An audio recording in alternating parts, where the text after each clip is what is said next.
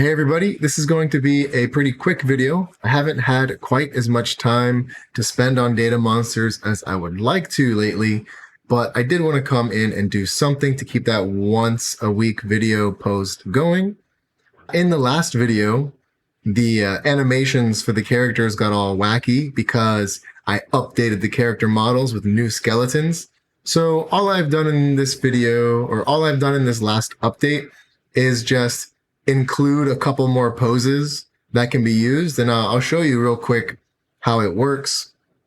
Basically, no animations yet, just poses, but those poses are made in the form of an animation, as you can see down here.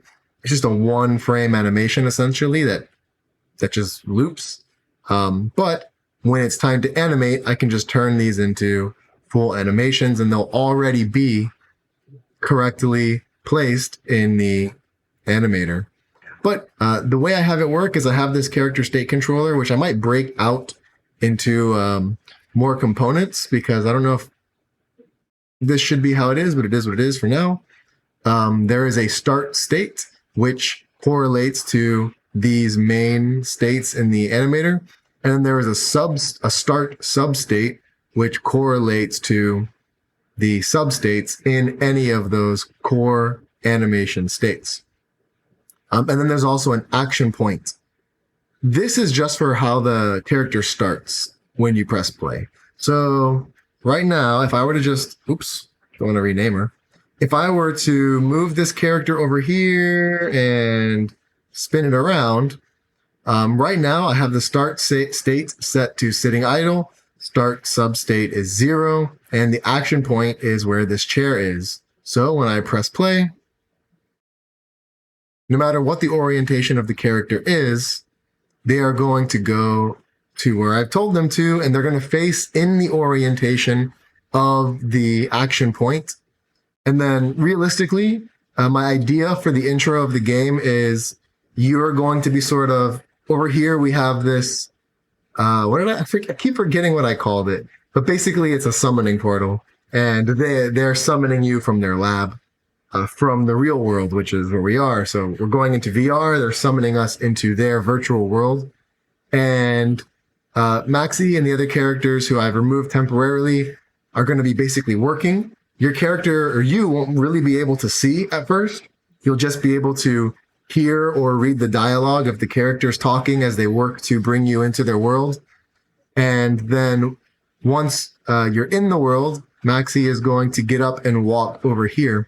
Now, I've disabled all the walking stuff temporarily, but I can show you more or less what this would look like. Let's put my start state to standing idle, and let's change the action point to front of receiver waypoint. So now when I press play, there we go. This is what will happen. She's going to look at you while you're inside of the tube. So you'll be inside of this glass, and she's going to be talking and introducing you to the game. There is also a dialogue manager sort of prepared, and you can see if I turn this text on here. I don't know if I'll keep the text, because right now the text is essentially on the character itself, which I think is neat. I don't know if I'll keep it that way or not. I might just do a HUD. So the text follows your head rather than the character. But I don't know. I really like the idea of it being chat bubbles. I like the idea of taking older concepts, but using them in a new format. I like this with music as well. When people sort of come back to an old genre, but with modern techniques and modern technology, and you get a different feel to that genre. Kind of that same idea here. But anyhow, I don't have any dialogue going yet. Again, this was just supposed to be a quick update, just to keep those once a week logs coming. Thanks for watching.